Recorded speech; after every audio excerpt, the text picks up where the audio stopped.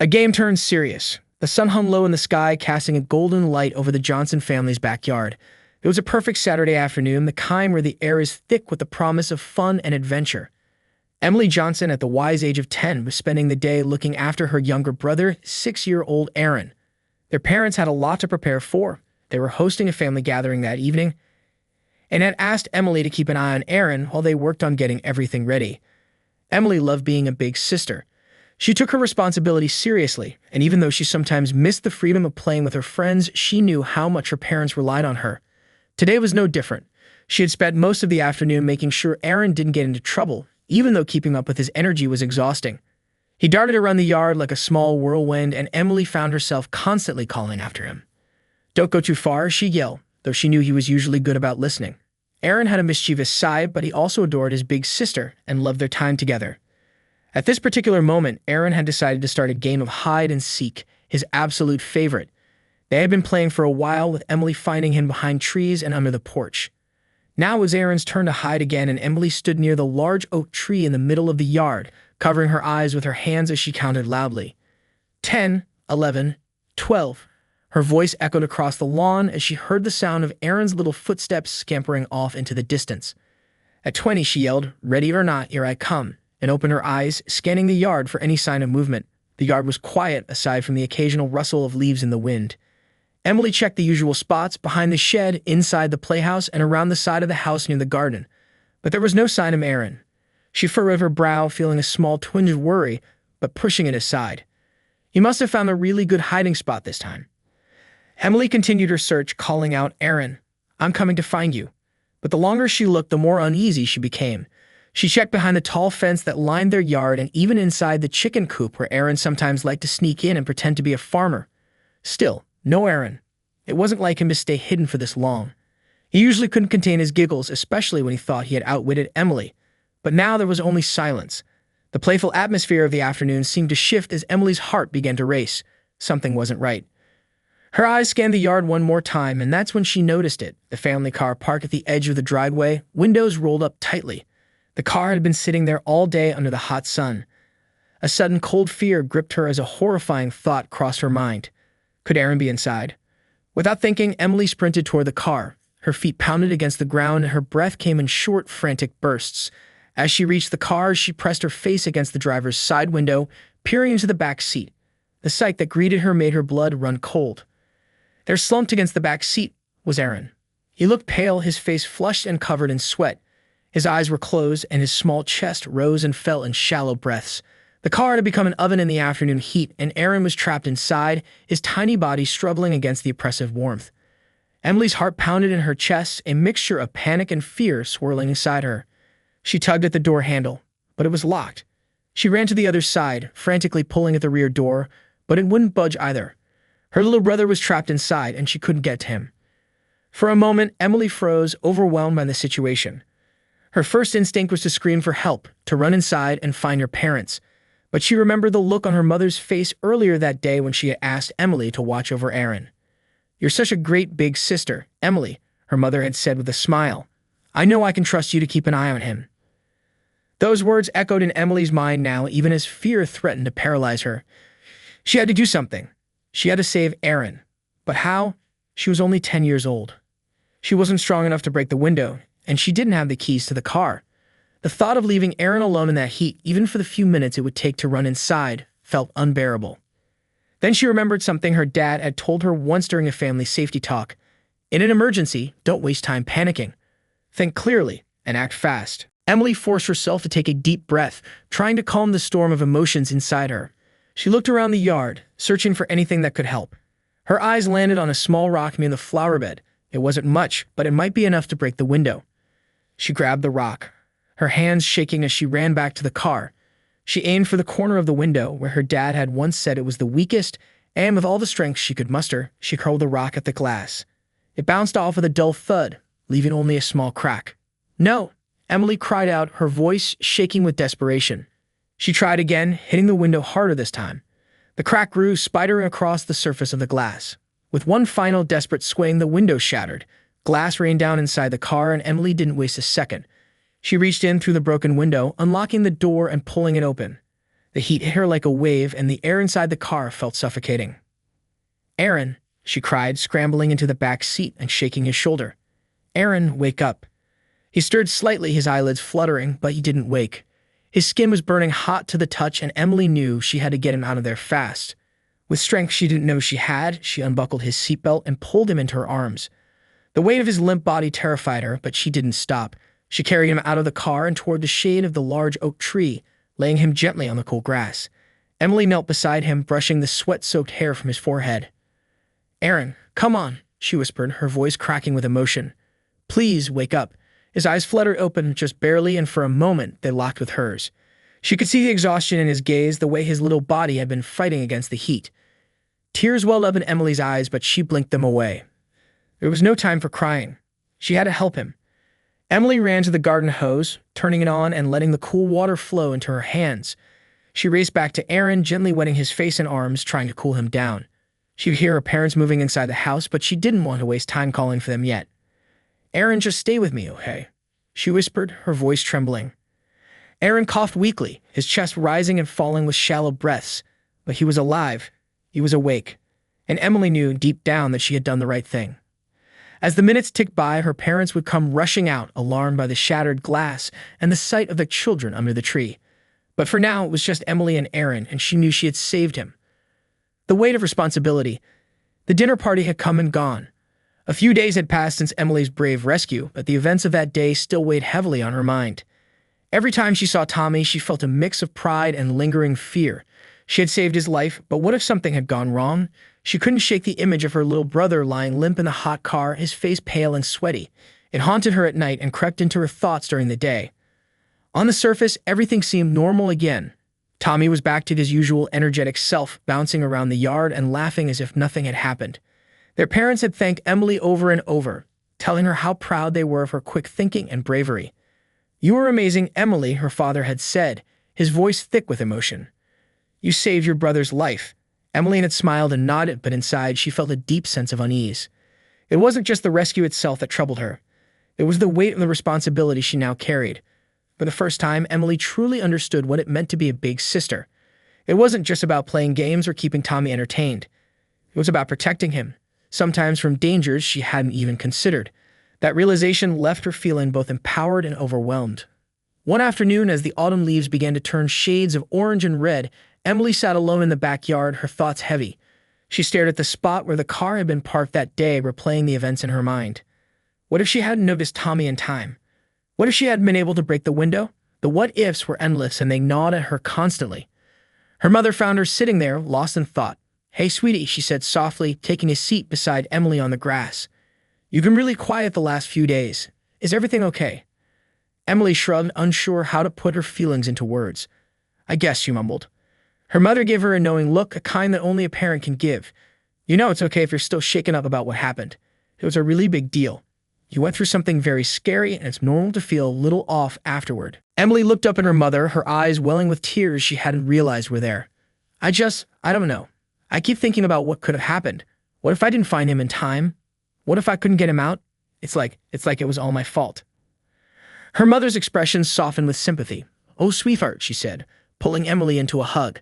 "None of this was your fault. You were put in a very tough situation, and you did the best thing you could. You saved Tommy, and that's what matters." "But what if it happens again?" Emily asked, her voice small and uncertain. "What if next time I can't save him?" Her mother pulled back and looked into her eyes, her tone firm but gentle. "Emily, you did everything right. You were smart, you were brave, and you stayed calm in a moment when most people would panic. That's not something everyone can do, and I'm so proud of you for that. But you don't have to carry all the responsibility by yourself. We're a family, and we're here to help each other. That's what being a big sister is about. You're not alone in this." Emily wiped away her tears, her mother's words offering some comfort. "I know, but I just feel like I need to protect him all the time. What if something happens when I'm not there?" Her mother smiled softly and stroked her hair. "It's natural to feel protective. But you're still a child too, Emily. You don't have to bear all the weight by yourself. That's why you have us, your dad and me. And you're learning, just like we all are. You won't always be perfect, and that's okay. What's important is that you care and that you try your best. And you did more than your best that day. You were a hero." The word hero felt strange to Emily. She hadn't thought of herself that way. She'd just done what she thought she had to do. But hearing it from her mother made it feel more real, more meaningful. She nodded, feeling a little lighter, though the burden of responsibility still lingered. Later that evening, after dinner, Emily and her father sat at the kitchen table. He had noticed her quietness as well and wanted to spend some time with her, just the two of them. "How's my girl doing?" he asked, his voice warm and reassuring. Emily shrugged, not sure how to respond. "I'm okay, I guess." Her father gave her a thoughtful look. "You know, when I was your age, I had a similar experience with my younger brother, your Uncle Jack." Emily looked up, curious. Her father rarely talked about his childhood, and she'd never heard this story before. "What happened?" Her father smiled slightly, the memory coming back to him. "Well, Jack was about 4 years old, and I was 10. We were playing outside like you and Tommy do, and I was supposed to be watching him. I got distracted for just a few minutes, and when I turned around, he was gone. I looked everywhere, called his name, checked all his favorite hiding spots, but I couldn't find him. I was terrified. I thought he'd wandered off into the woods or worse." Emily listened intently, her heart racing at the thought of her dad going through something similar to what she had just experienced. "I ran inside to get help, and my parents called the neighbors. We searched for what felt like hours, but it was probably only about 15 minutes. Finally, we found him. He'd crawled into an old shed in the backyard and fallen asleep behind some tools. He was safe, but I was a wreck. I felt responsible, like it was all my fault. I thought, I'm his big brother. I should have been watching him more closely. It took me a long time to get over it." Emily nodded, feeling a connection with her father she hadn't before. "What did you do?" Her father smiled gently. "I learned from it. I realized that no matter how careful we are, we can't control everything. Sometimes things happen that are out of our hands, but what's important is how we respond to those situations. You responded with courage and quick thinking. You didn't freeze up and you didn't run away. You acted, and because of that, Tommy is safe. That's all anyone could ask of you." Emily thought about his words, and for the first time since the incident, she felt a sense of peace. She still felt responsible for Tommy, but she didn't feel as alone in that responsibility anymore. Her father's story showed her that even adults, even people like her dad, had moments of fear and doubt. It was okay to be scared as long as you did what needed to be done. "Thanks, Dad," she said quietly, feeling a little better. He smiled and ruffled her hair. "Anytime, kiddo." The next morning, Emily woke up with a sense of purpose. She wasn't going to let her fears hold her back anymore. She still wanted to protect Tommy, but now she understood that it didn't mean she had to do it alone. She had her parents, and they were there to help. Most importantly, she had learned that she could trust herself when it mattered most. As she got ready for school, she saw Tommy sitting at the breakfast table, his face smeared with peanut butter and jelly. He looked up at her and grinned, his usual playful self. "Hey, Emily, you want to play after school today?" he asked, his eyes bright with excitement. Emily smiled back at him, feeling a warmth in her chest. "Sure, Tommy. We can play whatever you want." And for the first time since the day of the rescue, Emily felt truly ready to embrace her role as a big sister, not because she had to, but because she wanted to. As she walked out the door with Tommy by her side, the autumn breeze ruffling her hair, Emily realized that being a big sister wasn't just about protecting her little brother. It was about being there for him, guiding him, and helping him grow. And no matter what challenges came their way, she knew they would face them together as a family. That day marked a turning point for Emily. She no longer saw herself as a scared little girl who had to carry the world on her shoulders. Instead, she felt like part of something bigger, something stronger. She had faced her fears, and in doing so, she had learned that being brave wasn't about never being scared. It was about doing what needed to be done, even when fear tried to hold you back.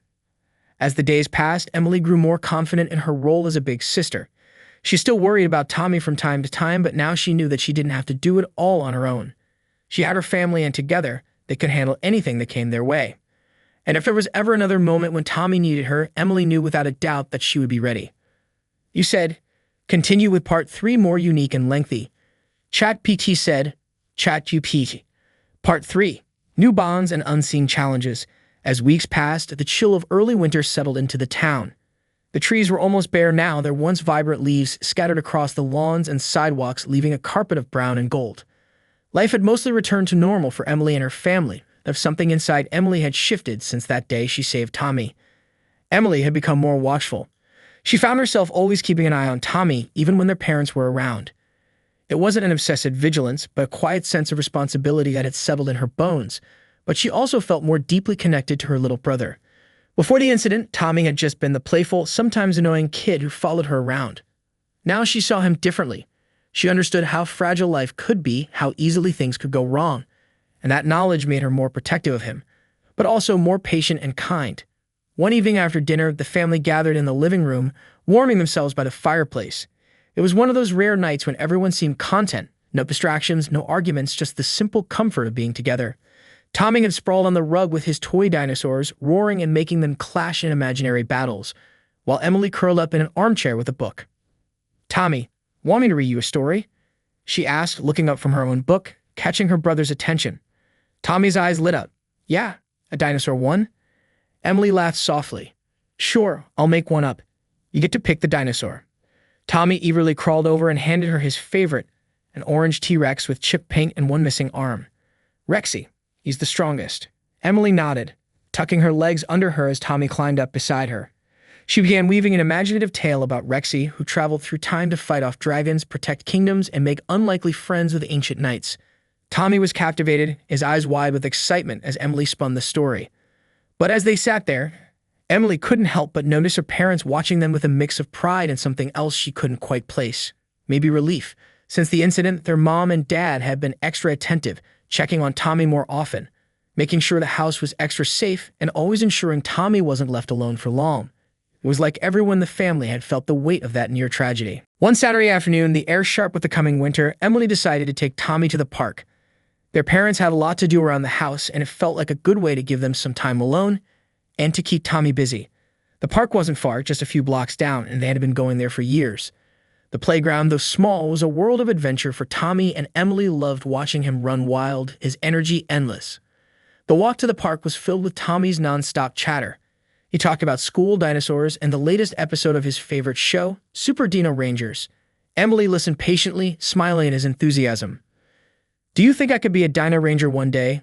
Tommy asked, his face scrunched up in serious thought as they neared the park. Emily grinned. "Definitely. You're already half there with all the dino facts you know." Tommy puffed out his chest, his grin wide and toothy. "I'll be the best one." When they arrived at the park, Tommy immediately sprinted towards the jungle gym, his small legs carrying him as fast as they could. Emily found a bench nearby, content to let him play while she kept watch from a distance. The playground was mostly empty, save for a couple of toddlers and their parents. It was peaceful, and Emily found herself relaxing for the first time in a while. But after about 15 minutes, Emily noticed something strange. A boy about her age had appeared near the edge of the playground. He was tall and lanky, with messy hair that hung in his eyes, wearing clothes that seemed too big for him.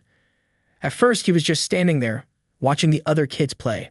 There was nothing outwardly alarming about him, but something about the way he lingered made Emily feel uneasy. She watched as he slowly wandered closer to where Tommy was playing on the swings, his hands stuffed deep in his pockets. Tommy didn't notice him at first, too busy trying to pump his legs higher and higher. But then the boy moved in even closer, standing just a few feet away from Tommy, watching him intently. Emily's stomach tightened with a growing sense of discomfort. She stood up from the bench and walked briskly over to Tommy, her heart pounding in her chest. When she reached him, she knelt down beside the swing. "Hey, Tommy, how about we go check out the slide?" she said, keeping her voice calm but casting a quick glance at the boy, who was now just standing there staring. Tommy blinked, slightly disappointed. "But I'm not done swinging yet. Just for a little while," Emily said, her voice firmer. "It'll be fun." Reluctantly, Tommy got off the swing and Emily took his hand, leading him away towards the slide. As they walked, she couldn't help but glance back at the boy. He hadn't moved, but his eyes followed them. The unease inside her grew. "Who's that boy?" Tommy asked innocently as they reached the slide. Emily hesitated, unsure of how to respond. "I don't know, but just stay close to me, okay?" Tommy nodded, sensing the seriousness in her voice, even though he didn't fully understand why. Later that evening, after they had returned home, Emily couldn't stop thinking about the boy. There had been something off about him, something she couldn't quite place. She felt silly for being so paranoid. Maybe he was just another kid at the park, minding his own business. But her instincts told her otherwise. That night, after Tommy had gone to bed, Emily brought it up to her parents. They were sitting in the living room, her dad flipping through the channels on TV while her mom was reading a magazine. "Hey, can I ask you guys something?" Emily said, sitting down on the couch. Her parents looked up, her dad muting the TV. "Sure. What's on your mind?" her mom asked. Emily hesitated for a moment, unsure of how to explain her feelings without sounding overly dramatic. "Well, today at the park, it was this boy.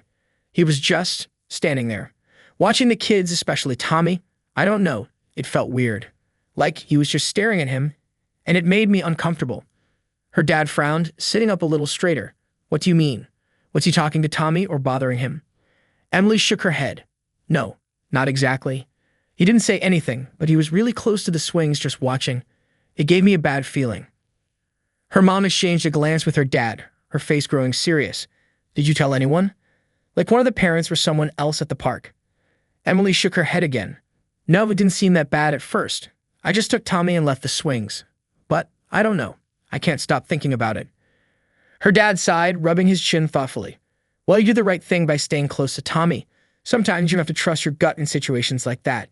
If you ever see him again or feel uncomfortable, make sure you let someone know. Okay. Her mom nodded in agreement. You're a smart girl, Emily. We trust your instincts. If it didn't feel right, then you made the right call by keeping Tommy safe. But try not to worry too much. It could have been nothing. Emily nodded, but deep down the unease hadn't fully left her. The next day at school, Emily tried to push the incident from her mind. She threw herself into her work, focusing on math problems and reading assignments. But even as she sat in class, her thoughts kept drifting back to the boy at the park. Something about his presence had unsettled her in a way she couldn't explain. After school, as she walked home with her best friend, Megan, she decided to bring it up. Meg, have you ever seen someone around who just makes you feel weird? Emily asked as they walked past the familiar rows of houses. Megan glanced at her, confused, like a stranger. Yeah, kind of, like someone who just stands around watching people but doesn't say anything. Megan scrunched up her nose. I guess. Why? Did something happen? Emily hesitated, then told Megan about the boy at the park. Megan listened, her eyes growing wide as Emily described how close he had gotten to Tommy. That's creepy, Megan said, shivering slightly. What do you think he wanted? I don't know, Emily admitted. Maybe nothing. Maybe I'm just overreacting. But it felt wrong. Megan was silent for a moment, then shrugged. Well, better to be safe than sorry, right?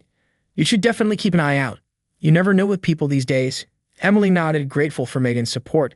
But even with her friend's reassurances, a new sense of vigilance had taken root inside her.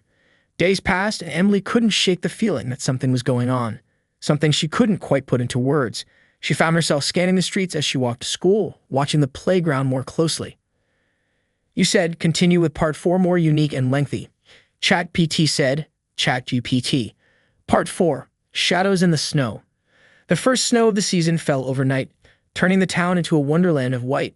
By morning, the streets were lined with a soft, glittering blanket of snow, muffling all sounds except the occasional crunch of tires or the distant laughter of children playing in their yards.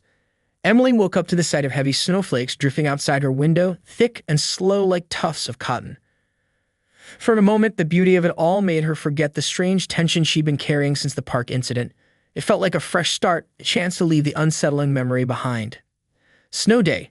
Tommy yelled as he ran into Emily's room, already dressed in his bright red snow boots and puffy coat, though the coat was unzipped, revealing his pajamas underneath. Emily chuckled, rubbing her eyes. It's early, Tommy. Come on, Em. Mom says we can go to the park again. We're gonna build the biggest snow fort ever. Tommy bounced up and down, his cheeks flushed with excitement. The mention of the park sent a slight shiver through Emily. She hadn't been back since that strange day, but the fresh snow and Tommy's infectious enthusiasm melted some of her hesitation. Maybe she really had been overreacting. It had been weeks since she saw that boy, and nothing strange had happened since. All right, I'm coming, Emily said, throwing off the blankets and grabbing her warmest clothes. The cold air nipped at her as she dressed, but the thought of spending the day outside, bundled up in snow gear, made her feel alive. She pulled on her hat and gloves, determined to focus on enjoying the day rather than worrying about anything unusual. The park looked completely different now. Where once there had been crisp autumn leaves, there was now a smooth expanse of untouched snow, sparkling under the soft gray sky. The playground equipment stood still, like sculptures frozen in time, dusted in white. Few people had ventured out this early, and the park was nearly empty, except for a couple of kids making snow angels with their parents. Emily and Tommy raced to their favorite spot, a small clearing near the playground where they could build their snow fort. Tommy immediately dove into the snow, scooping up handfuls of it and packing it into lopsided snowballs. Emily knelt down beside him, helping to shape the base of their fort. For a while, everything felt normal. The cold air turned their breath into mist, and their laughter echoed through the stillness of the park.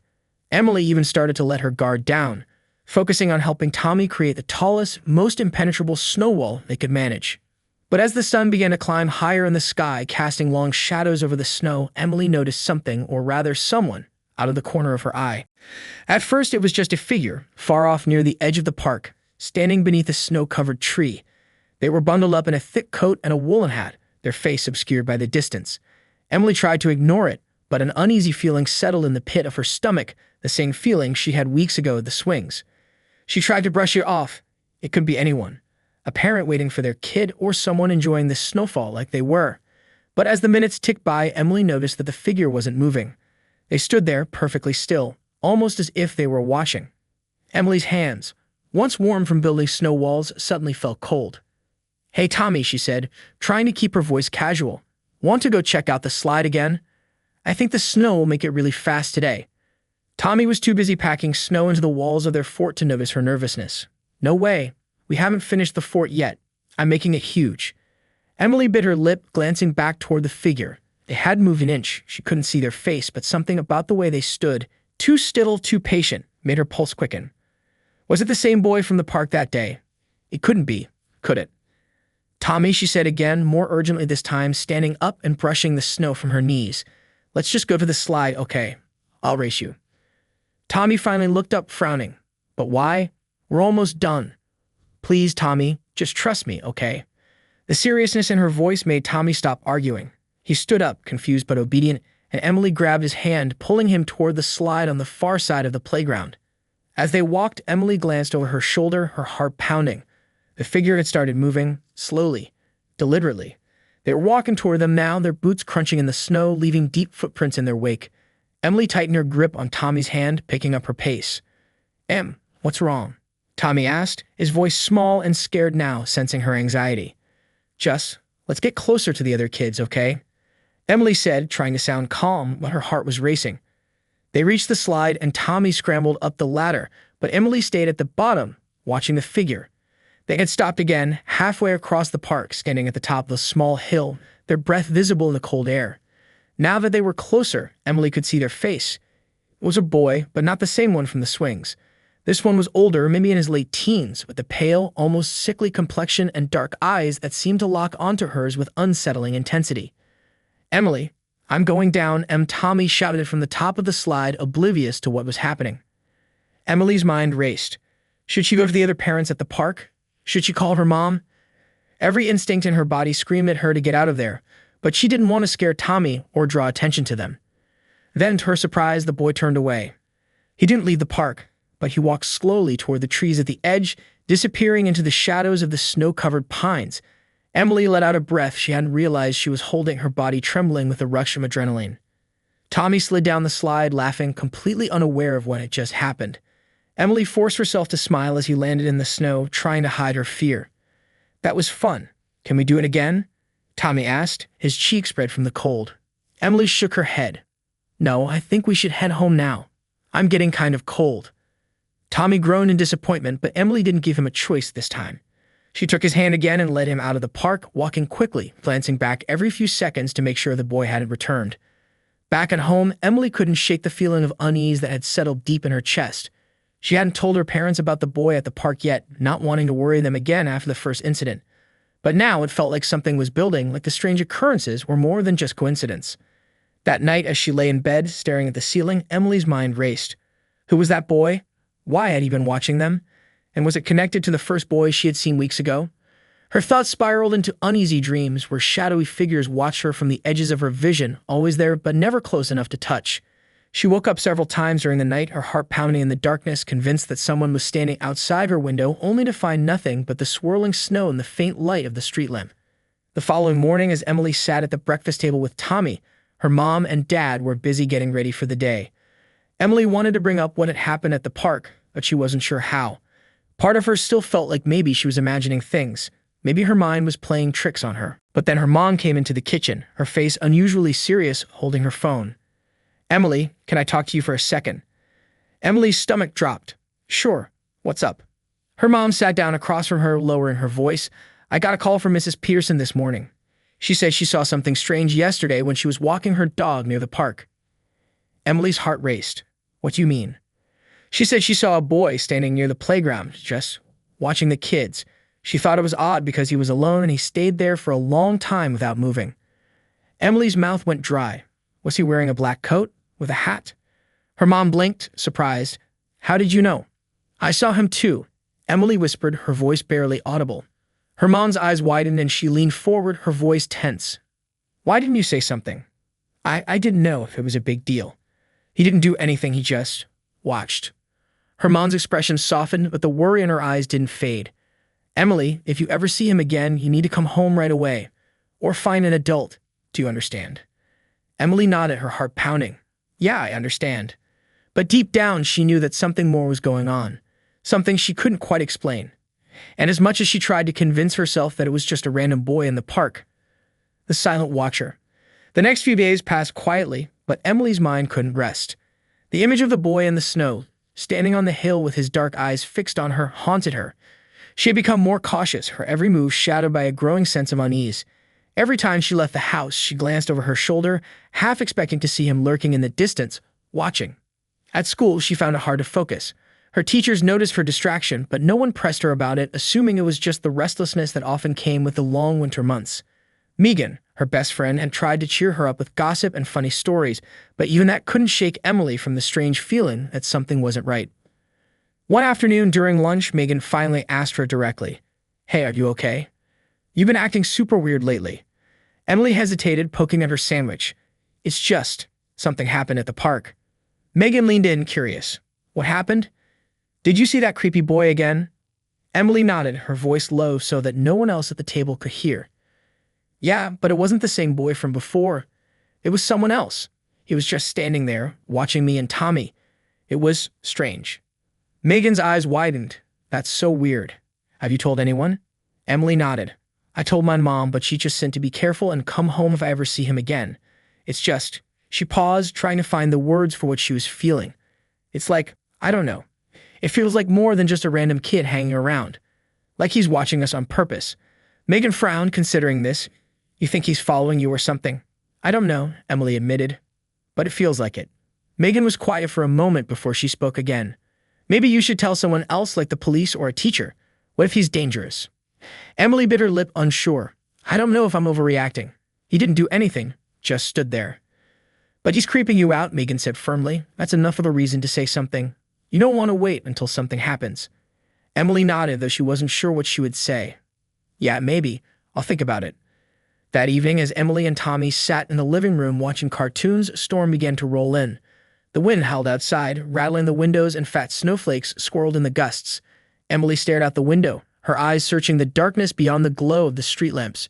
She knew it was silly, but she couldn't help but wonder if the boy was out there somewhere, watching from the shadows. Suddenly, the power flickered and the lights went out. Tommy gasped, clinging to Emily's arm. Em, what happened?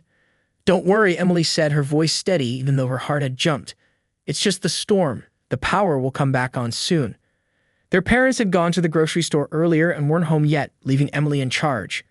She fumbled for her phone, using its flashlight to light the room. Let's get some candles, Emily said, guiding Tommy to the kitchen. She rummaged through the drawer until she found the matches and the emergency candles they kept for times like these. Within minutes, the soft glow of candlelight filled the room, casting long shadows on the walls. They sat in the flickering light, waiting for the power to return. Tommy had calmed down, but Emily couldn't shake the eerie feeling that crept over her. The silence of the house, the howling wind outside, and the shadows dancing on the walls all seemed to close in around her. Then there was a sound.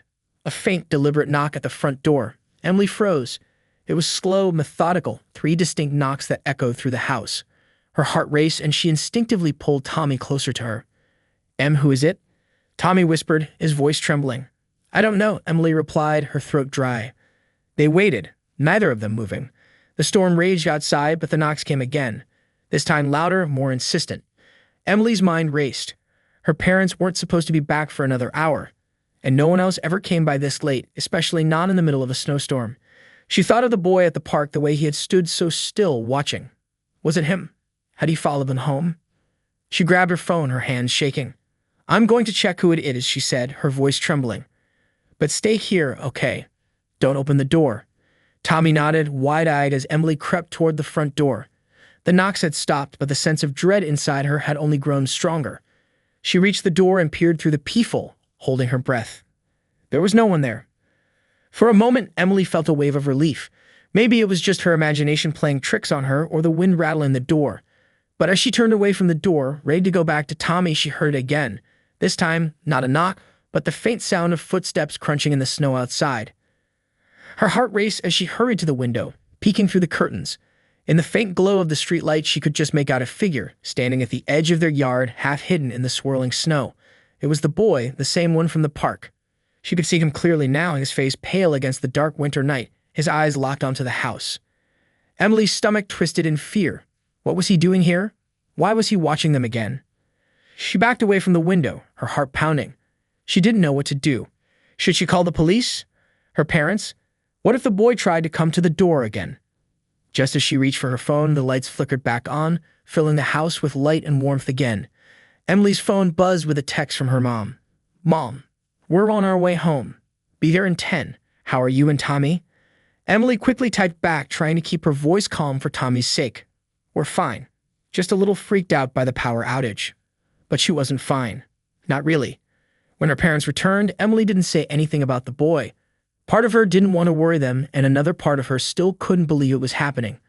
What would she even say? That some strange kid was standing outside their house in the middle of the snowstorm staring at them? It sounded too strange to be real.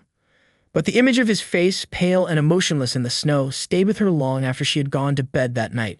She lay awake, staring at the ceiling, listening to the wind battering the windows, her mind replaying every detail of what she had seen.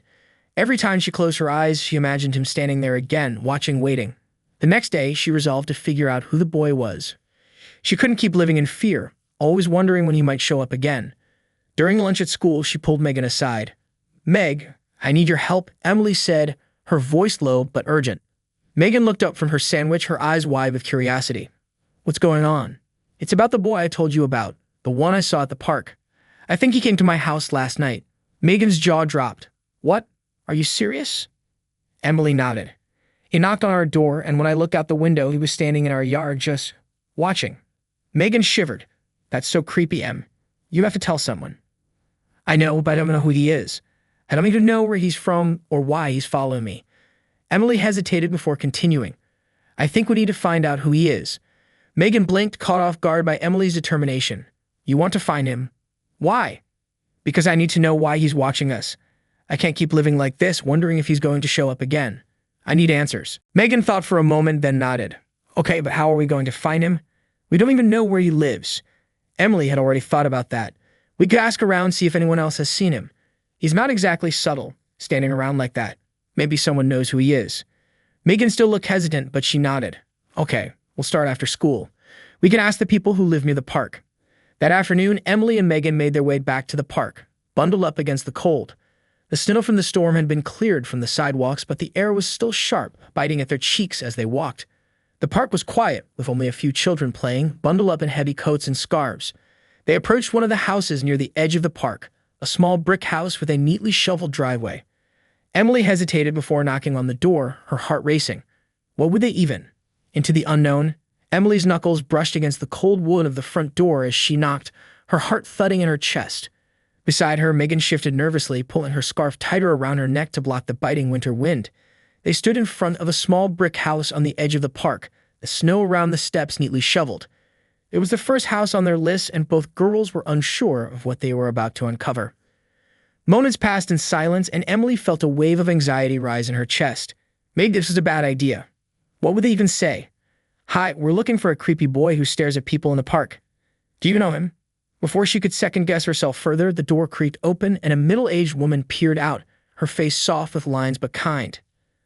"Hello," she asked, her voice polite but cautious as her eyes scanned the two girls standing in front of her.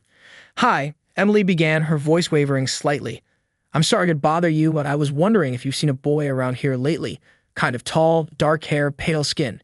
He's been hanging around the park. Well, we're trying to figure out who he is." The woman furrowed her brow, glancing over her shoulder before looking back at Emily and Megan. "A boy, you say?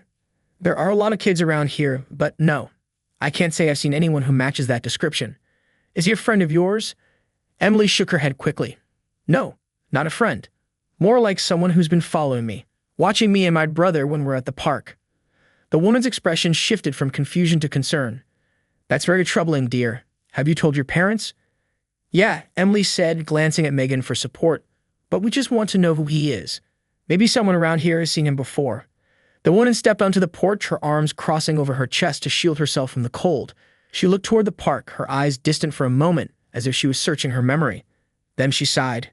I wish I could help you. I haven't seen anyone like that around here. But now that you mention it, there have been some strange things lately. I've heard other neighbors talking about odd noises at night, footsteps in the snow when there's no one there, things like that. And last week, I swear I saw someone standing near the trees in the park just after dusk. When I looked again, they were gone. She paused, shaking her head. But I didn't think much of it at the time. I just assumed it was a kid playing around. Emily's skin prickled with unease. Footsteps in the snow, disappearing figures. Was it the same boy? Or was something else happening in this town that she didn't understand? Thanks, Megan said, offering a small, nervous smile. We'll keep asking around. The woman nodded, her concern evident. Be careful, girls. It's easy to get lost in your imagination, but trust your instincts. If something feels wrong, don't ignore it. Emily and Megan thanked the woman and turned back toward the street, their breath foaming in the cold air. They walked in silence for a few moments, the snow crunching beneath their boots before Megan finally broke the quiet. That was weird, right? Megan said, her voice low. She saw someone near the trees. That has to be him. Maybe, Emily replied, but her mind was spinning. But what if it's something else? What if this isn't just some kid being creepy? Megan stopped walking and turned to face Emily, her eyes wide. What are you saying? You think there's more to this than just some guy who's following you? Emily hesitated. She had been turning the thought over in her mind for days, but she wasn't sure how to explain it. There was something about the way the boy moved, the way he appeared and disappeared, that felt unnatural. Like he wasn't just some random kid who liked to scare people. There was something else behind those dark eyes, something she couldn't quite put into words. I don't know, Emily admitted, her voice barely above a whisper. But it doesn't feel right. And now with the things that woman said, it's starting to feel like this whole thing is bigger than just me. Megan shivered. Whether from the cold or Emily's words, she wasn't sure. So what do we do now? We keep asking, Emily said, more determined now. There has to be someone who knows who he is. Someone who's seen him before. They spent the rest of the afternoon knocking on doors, asking the same questions. Some people hadn't seen anyone suspicious. Others had vague memories of a figure standing by the trees in the park, but no one knew who the boy was or where he came from. Each answer brought more questions, and by the time the sun began to sink below the horizon, Emily felt no closer to understanding the mystery than when she had started. As they made their way back toward the park, the streets were growing dark, the street lamps casting long shadows over the freshly fallen snow. The park, once full of laughing children, was now eerily quiet, the playground equipment standing like ghostly silhouettes against the twilight sky. We should head home, Megan said, glancing at her watch. It's getting late. Emily nodded, but her eyes lingered on the park, drawn to the place where she had first seen the boy weeks ago. The swings, now coated with frost, swayed gently in the breeze, the chains creaking in the cold air. A part of her wanted to walk over there, to stand where she had stood that day and try to make sense of it all. But the thought of being in the park at night, with a boy potentially lurking nearby, sent a chill down her spine. They turned to leave, but before they could take more than a few steps, a noise stopped them in their tracks. A distant crunch of footsteps in the snow. Megan froze, her breath catching in her throat. Did you hear that? Emily nodded, her heart pounding. The sound came again, closer this time. Steady, deliberate footsteps that seemed to echo in the stillness of the evening. Slowly they turned toward the park. And there, standing beneath the shadow of a large oak tree at the far edge of the playground, was the boy. He was closer than he had ever been before. The street lamp above him flickered, casting strange, shifting shadows across his face. His pale skin seemed to glow in the dim light, and his dark eyes, so unnaturally still, locked onto Emily with an intensity that made her chest tighten. He didn't move, didn't speak, just stood there, watching. Megan grabbed Emily's arm, her voice trembling. Em, we need to go. Now. But Emily couldn't move. She was rooted to the spot, her eyes locked on the boy. Something about the way he stood, the way he looked at her, made her feel as though he wasn't just watching anymore. He was waiting. Then, without warning, the boy took a step forward. Emily's breath caught in her throat. He was coming toward them. Megan, run. Emily's voice broke through the fog of fear that had clouded her mind, and the two girls turned and sprinted down the street, their boots slipping on the icy pavement. The wind whipped at their faces, the cold air burning in their lungs as they ran. Behind them, the footsteps grew louder, faster. Emily didn't dare look back. She didn't need to. She could feel him gaining on them, his presence like a shadow that clung to her every step. Come on, Megan urged, pulling Emily along as they turned the corner, their house finally in sight. They burst through the front door, slamming it behind them, both girls gasping for breath. For a moment, the only sound was their ragged breathing, the pounding of their hearts echoing in the small hallway. They stood there, frozen, waiting for something, anything, to happen. There was only silence. Megan glanced out the window, her eyes wide with fear. "Do you think he followed us?" Emily didn't answer. She walked slowly to the window, her heart still racing as she peered through the curtains, half expecting to see the boy standing there, just outside. But the street was empty, the park beyond it still and quiet, the only movement the soft flutter of snow falling from the trees. "He's gone," Emily whispered, her voice shaky with relief. "But he was right behind us." "I know he was." Megan sank onto the couch, her hands trembling. "What does he want, Emily? Why is he following you?" Emily didn't know, but one thing was certain, this wasn't over. The boy had crossed the line tonight. He wasn't just watching anymore. He was hunting. That night, as Emily lay in bed, she couldn't shake the feeling of being watched. Every creak of the house, every rustle of the wind outside made her heart leap in her chest. She kept the curtains drawn tightly, but even that wasn't enough to make her feel safe. And then, just as she was about to drift off to sleep, she heard it. The soft, deliberate sound of footsteps crunching in the snow outside her window.